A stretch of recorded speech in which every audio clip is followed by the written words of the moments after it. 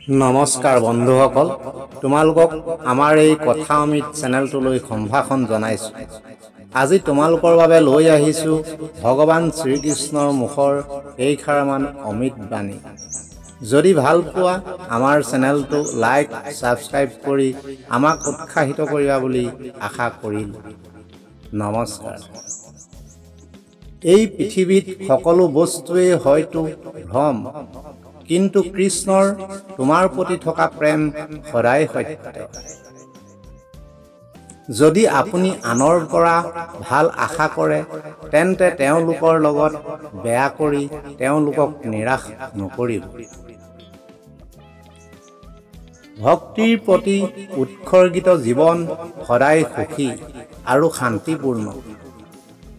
আপুনি নিজৰ বুলি ভবা বস্তুটোত যি সুখ অনুভৱ কৰে, সেইটোৱেই আপোনাৰ দুখৰ কাৰণ হৈ পৰে।